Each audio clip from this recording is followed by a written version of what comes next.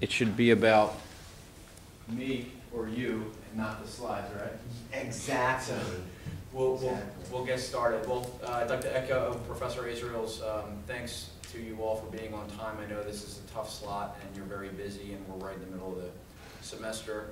And of all of the majors on campus, I know that this project has become a part of your syllabus.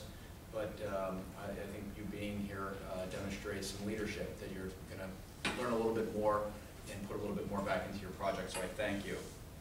I thought I would start, I wasn't sure if we would start, Jay, where the students, maybe we'll put it up to a vote. Who here is really interested in learning a process or some thoughts on how to formulate or better refine your idea compared to some nuts and bolts about the actual competition itself? First, I'd say, who here needs help refining their idea? Who here would like to learn more about the competition itself? All right, so it seems like idea wins. Okay. Okay.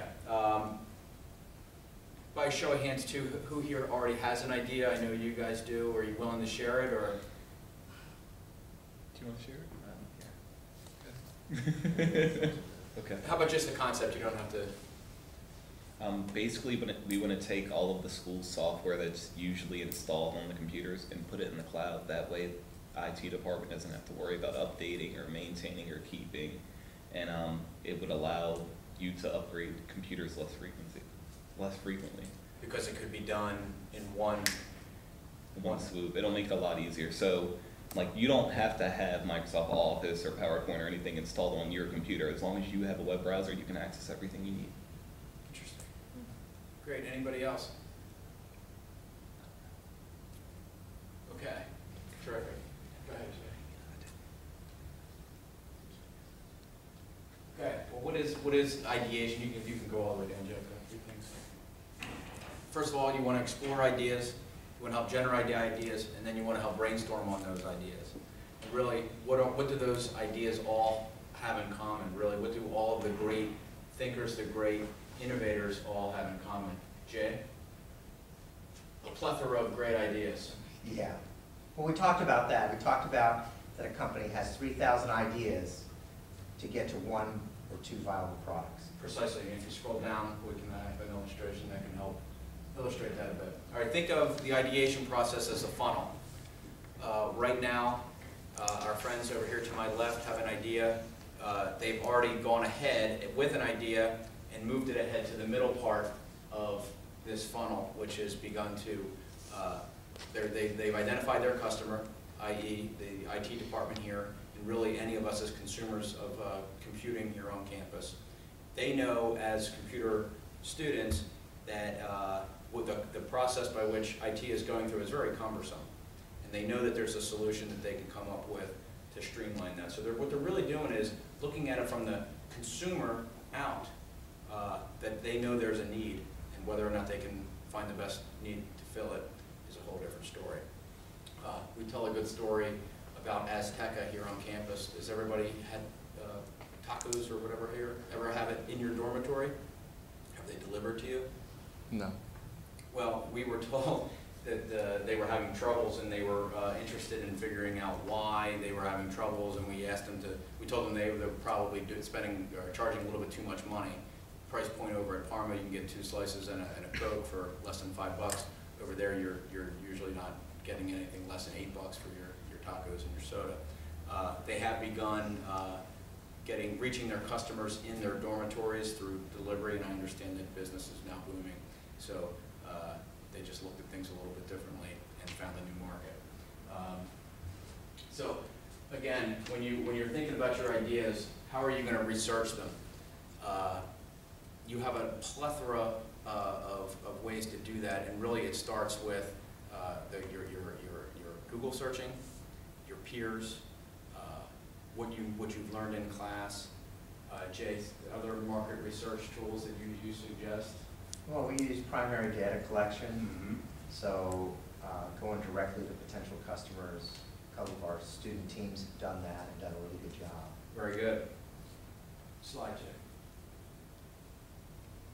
All the way. Yeah, go all the way. you're gathering your customer insights. It all starts and ends with your customers. Number one, if you're gonna be successful in this, you need to figure out where are customers spending money, and equally as important, where aren't they spending money and why. We're talking about creating businesses. Money is very, very important. Will your product or service, at the end of this ideation session that you're going to go through, and you come up with your product, is it going to be something that you think somebody would actually spend money on? And you'll be able to figure that out when you're looking at the trends. Look for those pain points. Everyone familiar with Spanx? Women, okay, it's to think of it as you're an athlete. Think of compression wear, but females would wear it, say, for formal attire before they would go out and put their suits on. It helps keep jiggling down, if you follow me. Woman who founded it was a plus-size woman. She realized that there had to be a need for today's professional woman to go into the workforce, put on this business suit with less jiggle. And she figured out a way to do it in a cost-effective way, and she has become the world's fastest female billionaire businesswoman as a result of finding a pain, her own pain, and translating it into a product to then go ahead and address that pain. And the kind of cool thing about that is they found other products based on this product, so they're doing things with Kevlar for the military, so they're doing some tests with that stuff. Yeah, and actually Jay brings up a good point. We've actually got incubated in our business incubator on campus a company that's a very good adjunct to that. They've taken, and again, your product in this competition, or if you go on to being in business for yourself, it doesn't necessarily have to be something new. It can be an add-on, something better, an improvement on something that's already in operation. So take the Spanx product. We have entrepreneurs in our incubator that think they have built a better garment for females. They're right now testing it for, as Dr. Israel mentioned, weaving a Kevlar fabric into their vest product that'll create an armor. 30% of all females of all police are females. Needless to say, the standard vest doesn't fit their bodies as well as it would a men's, so they have found a pain point and are addressing it through technology and new products. Again, they didn't create it, they're just refining it and making it better. So think about that as you're thinking about your business ideas. Jay talked about, what was it, 3,000 ideas to whittle down to get to 2 ideas. I imagine when you're sitting down and you're thinking about all of these ideas and you don't know which way to go, that's very, very normal. Don't get overwhelmed, but really write them down, write your ideas down, and then start to probe those ideas. Do it with your classmates, do it with your friends, do it with your family members, people that you really think are pretty bright and have good brains. There are some very good questions you can ask of these business ideas that aren't rocket science, but it'll really help you when you're thinking about which direction to go in, that you can actually start to assign, if you've got questions, simple ones.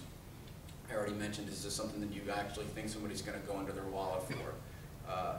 Does this product or service actually improve our potential customers' lives in any way? If that answer is a yes, you can continue on with that product.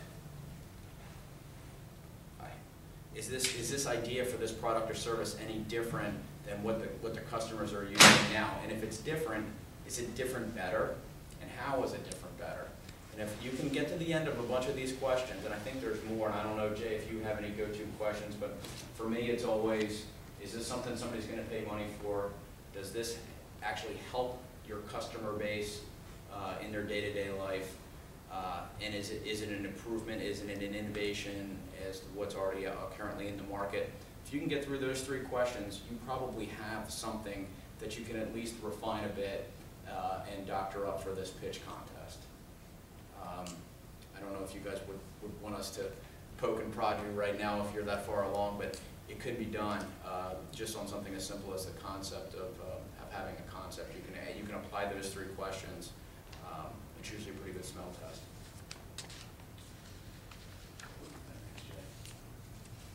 Oop, Sorry. no problem. Oop. Yeah, that one just comes down. So when you're thinking about your ideas, we can think about what it isn't. We don't need flashy, we don't need crazy marketing ploys. What we do need are good ideas.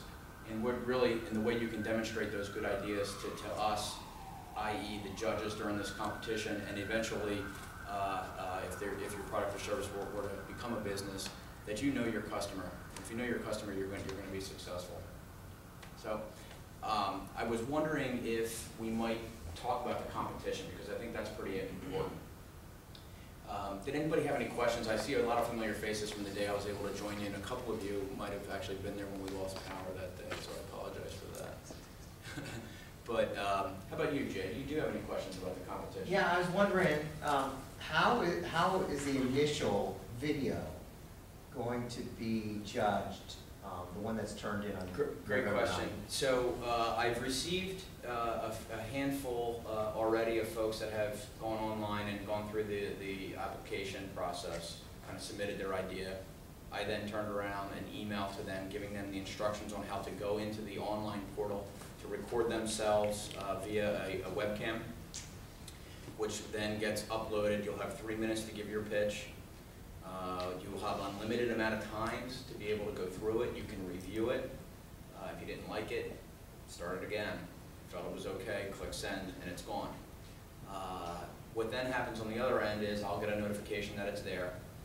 And it looks as though right now we anticipate, I think we had maybe 40 or more uploaded and submitted last year. I would imagine we'll do at least 50 or 60 this year. That's a heck of a lot of time if you think about it. Average, say, 90 seconds or more to have come to our final competition in November.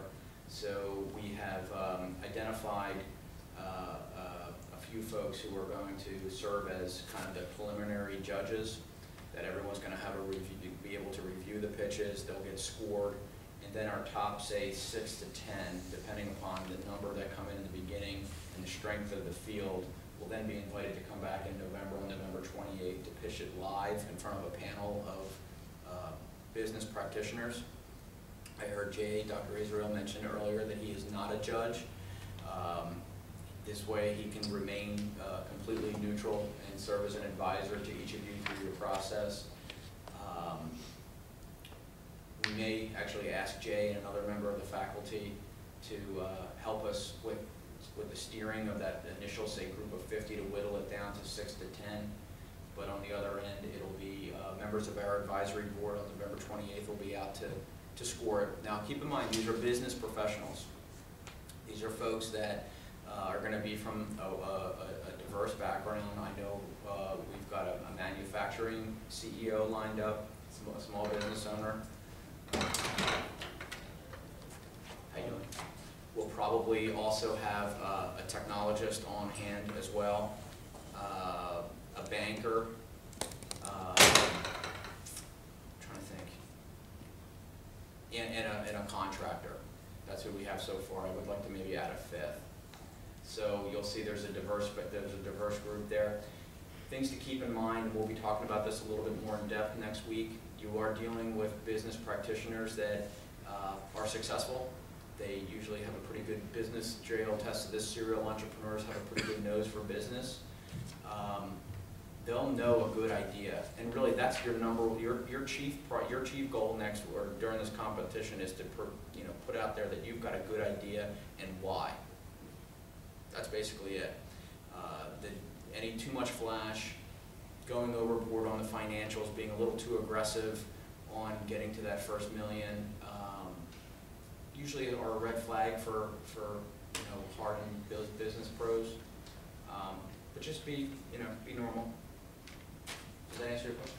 Yep. Good. And then a follow-up question would be, so you've talked about how it's going to be done a little bit, and there's a handout of the criteria. But what kind, from your experience, what kind of businesses make for the best pitch? That's a very good question. I would say the businesses that are the easiest to understand for a judge, you're gonna, or if you're in the elevator with someone for 2 to 3 minutes, you wanna make it, your pitch as simple to understand as you can. Something that you can, in a very concise way, show from point A to point B that it could potentially be viable business, and something that's gonna make money. They go hand in hand. Because even a great idea, again, if you keep coming back to it, but unless somebody's actually gonna stroke you a check or give you their credit card number, it's not really a business. So I think if you can distill down your idea and show how it will be viable in a very clear and concise way, we seem to think that those companies or those business ideas did perform well last year, and I think will do so again this year. So you know that the top 3 that actually won and walked away with money, and again I would reiterate, it's real cash that are the prizes. It was $1,000 cash money to the winner, $500 to second place, $250 cash to third. Jay, they were students that had really put some time in. For the record, I'll tell you that the first place prize went to a social entrepreneur, someone who was interested in starting a nonprofit. It had to do with a golf tournament or a series of golf tournaments for children or individuals with disability. Now, this person had also been fresh off of an intern with the Mid-Atlantic PGA. So speaking golf tournaments had become part of his DNA for an entire summer. So it flowed. It was very natural for him to talk about. He was passionate about it. He had participated in a singular golf tournament for individuals with disability, and he thought it should have produced more events, and felt very passionately about it. He was also smart enough to recruit a very strong presenter. I think we handed out the scoring sheet. That should not be a secret. That's how you'll be evaluated, and you can see the strength of the presentation is very, very key when scoring. It's going to come down to, it's not a beauty contest, like I said, it's at the core, it's viability. And the fact that the 2 of them closed their presentation with a statement that the chairman of the PGA from the Mid-Atlantic was about to become the PGA chairman for the nation and was interested in funding their project. So that's pretty compelling stuff when you're talking to a group of business people that my idea has merit. So you put those components together. They had a great presentation. They showed they had a very thoughtful approach to it, and the guy knew his stuff, and they could almost guarantee viability with the support of the PGA. Now, second and third place, not quite as compelling, but pretty darn good. I'll start with third place. Was actually a student that Jay and I were really supportive of, kind of on the sidelines as much as we could. Was a computer science student who, again, in a major where you're learning skills that are very applicable to building and creating something. As you all know, in technology, there are very few barriers to starting a company these days. He took what he learned and the software that he was learning it on here on campus, and essentially built a small gaming company. Was actually working on his own video game, and the work that he had been doing for the previous year, he was able to roll into an elevator pitch. Had a kind of a neat spin on gaming. His whole thing is that he sees the industry as kind of top down. They produce the games for the consumers. He saw more of the consumer based tool that he was building on, that you'd be able to build and design your own video games. It was actually kind of cool. Really appealed to. Yes, Jay? Would you say that he came across being very confident but not arrogant? He's always right up on that line. Yeah, that's another very, very, very good question. You're going to be talking to people, if we're going to play this whole thing out. These are folks that you want to pitch to them as if you're going to be asking them eventually for money, and they're going to be looking at you as potential investors in your company. with that, there comes a certain level of professional kind of mutual respect. But I can almost assure you that the people across the other side of the table know a heck of a lot more about business than you. So be mindful of that, but also if you're an expert, be an expert. I think they will appreciate that. So I think it's a bit of both. It's a fine line. So yeah, so the two of the three groups that won, and actually the third was working on a project in a project development class with Dr. Patnode. So she had a few months of working with this product that she was developing. So when she was given 2 minutes to pitch it, it was a very natural thing for her to do. So if there's something to learn there, think about who you are, what you like, what you do, what you're passionate about. It just makes it so much easier. Shoot. Are you at a disadvantage if you are going to start a business and you're just one person? You don't need a tremendous amount of financing to get things off the ground, but it's just you. Maybe someday it'll grow into 2, 3, 5, whatever people doing that. Is that going to have as much impact to them as someone who comes in and says, I want to start a big manufacturing business? No, not at all. I think the name of the game is providing an employment opportunity for yourself doing something that you love. I mean, that's something that you'll hear the two of us. We've even got the Dean of Academic Affairs kind of banging that drum when he's talking about entrepreneurship. The judges will be coached in that we're not necessarily looking for somebody to come in and promise us the next Dow Chemical. It's really kind of what we hope to do through this is create a path to self-employment. And a competition such as this can help kind of stimulate that by making it a mandatory extra credit, as Jay likes to call it. We went ahead and raised the money and have that kind of carrot out there for it, but we really wanted to take off as something that all students feel as though they have a tool to access, resources to access to go ahead and do that for themselves. So absolutely not. I think that's perfectly legitimate.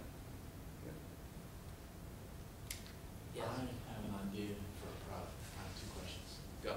One, if it's one of those small, you see it on a commercial, pay $19.99 for this and get for whatever. If it's one of those small deals, it's just a little thing, it's a very small product, is that bad? Is it supposed to be a business? Is it supposed to be? No, think of... Can you just repeat that? Yeah, in case it was...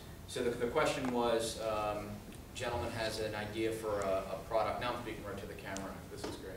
Has an idea for a product. It's a small product. It might retail for not an exorbitant amount of money. Is that okay by the rules of the competition? Is that kind of Is that a feasible idea? Are the judges going to look at that and say, good for you, kid? The gal who placed second in last year's competition, her idea was actually a product. And it was, I can explain it, but neither here nor there, but it was a thing, not necessarily a service, not necessarily, an information technology company. So absolutely, when we're talking about starting a business, it could be, it can be a service, it can be a good, it can be, good or service. Yeah. So absolutely. My second question was, I know what I want in order to how I want it made, but I want to know how to make it. Okay. I want to know who to go to make it. Actually, that's a better way to phrase it. So the second follow-up question was, he knows how the product should operate, the function it would have, but you would like to know, is there a resource you can go to help you make it? Well, we've talked about this a little bit in classes, and you don't have to spend a lot of money creating a prototype. And I don't know if we can talk about what your product is, but if your product is something that you can build out of Coke bottles or Coke cans, 1 liter, 2 liter, duct tape, things that you can get at the 5 and dime store, then that makes a nice prototype, and just putting that in your hands, you'll be able to refine it from there before you spend a lot of money. And that's something that a lot of people do. If you're very passionate about this, maybe we could set you up with the product development class. I think it's going on this semester, and it might not be too late, and maybe we can get them to work with you on making some kind of a prototype. Yeah, I agree with what Jay said there too. It's much more powerful, and having been through this a couple of times in a previous life and now in this position, when it comes time for that competition, if you're fortunate enough to get through, talking about a product, a thing, without anything to show them, not so good. Talking about a thing and having at least a concept to show them, much more powerful. I saw somebody flop on this in Florida. Somebody asked, "Well, do you have an example?" And it was just this idea. So, and I don't know how much time we have to get through this now that it's November, but we actually do have a rapid prototyping company in the incubator. I don't know if you have any friends that are mechanical engineering or in those kinds of disciplines, but that understand CAD. But you know, that would be cool. I can talk to you about that a little bit offline. We might be able to work something out. They're doing some rapid prototyping right here on campus for outside people, but it would be, I think it'd be pretty. Yeah, it's pretty expensive. If that's the issue. So I think we could. okay. We could appeal to them. Maybe. I can't promise. I don't want to overpromise and underdeliver, but look, we can talk. Any other questions? Go ahead. For the initial video we sent in, do we need, should we have some sort of visual for what we're doing? Just for like the submission video? Or can we, if we move on after that, is that when we would need something? That's a good question. It's not going to hurt you to have it in the video. Although I would say if you are looking to produce something for the final, you might even want to mention that, like, hey, I'm going to do this for you here today. And I think the deadline is, excuse me, it was the 9th or the 10th of November. The actual final, due to the Thanksgiving holiday, and there's an event on campus the week before the Thanksgiving holiday, which pushed us all the way back to November 28th. So there's a pretty good window in there from the time we're saying we're cutting off the video submission time to when we're asking you to come back. So you might be able to do something or even make it better between then and the 28th of November. So I would say do what you can for the video, to have something in hand for the video, and if you don't, definitely try to have something in hand by the 28th. And one thing that I would suggest, how many of you, again, have seen one or more episodes of Shark Tank? So if you haven't seen it, Great suggestion. I think you should take a look at it, because that's what they're doing. They're giving about a 2-minute pitch, and it's going to be a little bit different because you're not guaranteed money right then and there. They're not going to write a check for $250,000 or whatever. But the general pitch itself, and then the kind of questions that are going to be followed up. It's a fun show to watch. So it's entertaining anyway. So it's on, I think, at 8 o'clock or 9 o'clock on Friday night. So it's still early enough so it doesn't impinge on your recreational activities. Something, Jay used a word in there too, fun. You know, I hope you all think of this as fun. We had a really good time with it the day of the contest last year. I think those that participated enjoyed it. Dr. Patnode, who's the chairman of the Business Administration Department, was able to join us for it. The judges enjoyed it, and you know, after the competition, everybody was, you know, breathed a sigh of relief and was able to really interact. And you know, and interestingly, you've got some good business minds at the table. Even those that didn't place, there were some pretty good ideas there that afterwards, very organically, the judges sought out those students that they liked the ideas and were giving them some off-the-cuff kind of advice. So I'd like to think that as Jay said, if there's something that you're passionate about, win, lose, or draw in this competition, this is an avenue for you to start building a network of some really talented people in the region. Shoot. Kind of going off what he said, I'm kind of split between, I have two products that I had thought about probably about 2-3 years ago. One is like a real small scale, as seen on TV, would probably be a fad item sold for 2, 3, 4 years. And another one is a really large scale item. I mean, in terms of sales cost and overall production, it's a much larger scale, much more complicated. It's going to be harder for me to get any sort of pricing on it because of the development into it. Sure. Which one usually works better? Like, I mean, I can talk to you after and throw the ideas at you, but. Well, the one that has the better market is gonna work better for you. But which one will work better for this competition? Yeah. You know, without knowing what the two ideas are, and again,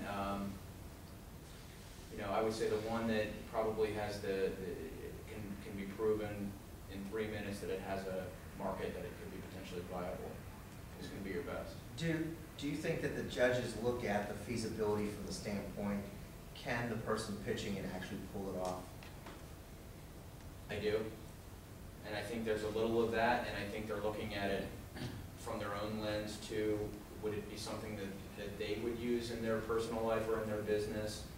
Is it something that they, as Jay said, is it something that you would be able to pull together the resources to pull it off? I think all of those things are going to factor.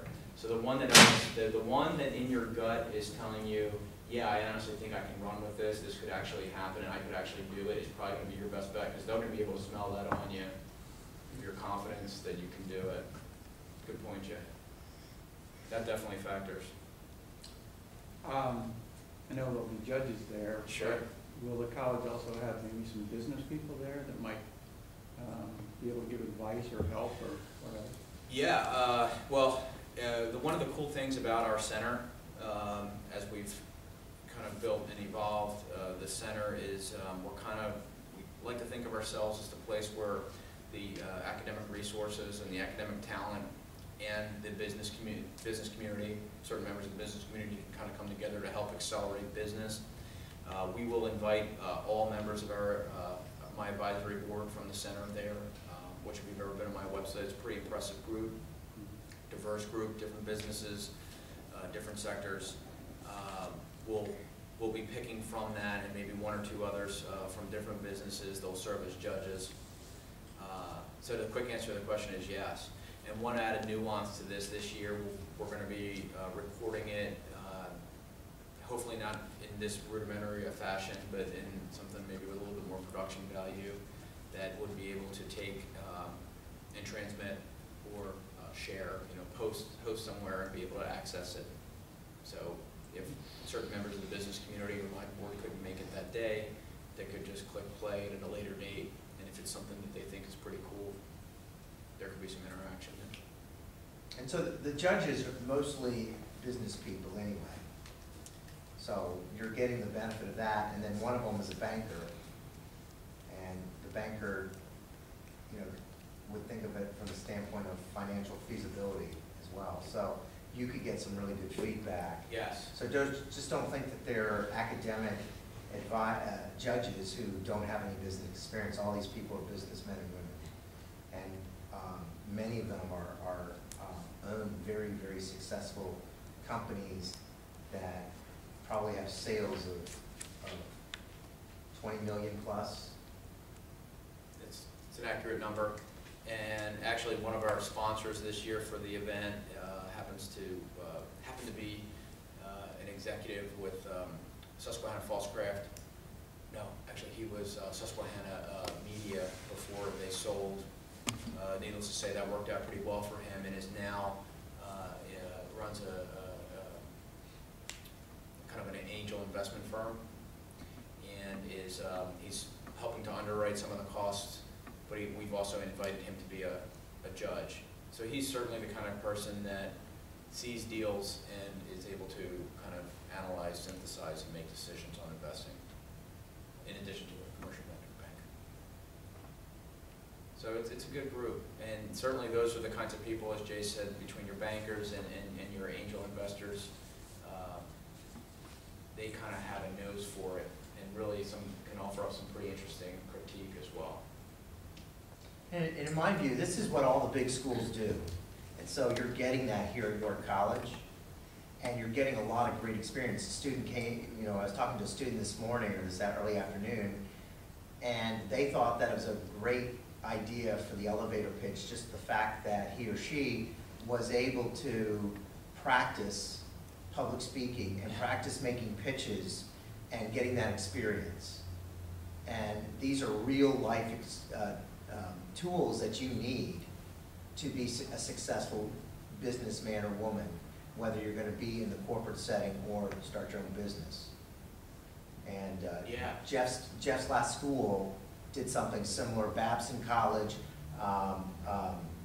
Syracuse University, Oklahoma State, a lot of these big programs. I mean, I talk with these people year round, I go to conferences, and we hear what they're doing.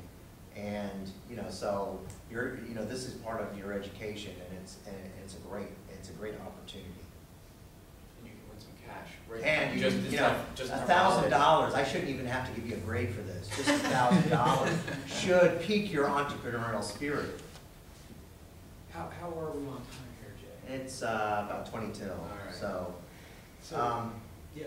How much time are they gonna have to do the initial and then if they get selected as one of the finalists? Yeah. And also, if you're selected as a finalist, should I create a PowerPoint?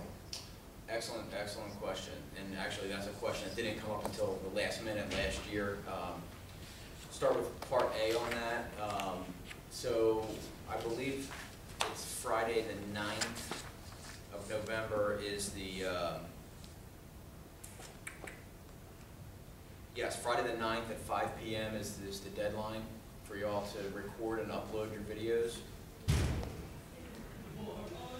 That's going to give us until we'll convene, and before the Thanksgiving holiday, you'll be notified no later than, call it, give it a week, the 16th. We will probably let everybody know who has been asked to come back, so that gives you a whole week and a half to kind of get your head straight for the actual live pitch. We had one group use slides last year as part of a PowerPoint, and my honest opinion is that it probably worked against them a little bit, because again, 2 to 3 minutes, it flies. Holy macaroni, does it fly. Even for some of those that came in and kind of laid an egg, it went fast for them. So I think the slides serve as a bit of a distraction. You know, they're interested in you, and back to this gentleman's question, kind of the advice we gave him. If you are selling your product, that slide's not going to sell that product or service. So if it's an absolute imperative and you really, really come up with a slick slide or two that looks pretty cool, I'd say sure. If you got I guess if you have a slide of a CAD drawing, Beautiful. then Dude. maybe that's the one slide that's up here the whole time. Yeah, any of the product ideas, if you have anybody over in the Kinsley building that understands CAD and can take your idea and draw a CAD file, I think that's a sweet idea. A lot cheaper too. And I would assume that if you had a one-page handout of some basics pro forma, Yeah, then that might be good yeah. as far as presentation stuff. And you probably want to hand that out at the end. At the So end. they're not looking like this. Because the way it'll work is the judges will be lined up. We will have a door from one room into the next, so that the presenters are sequestered away from those that are on deck, so to speak. You'll come in and you're going to go.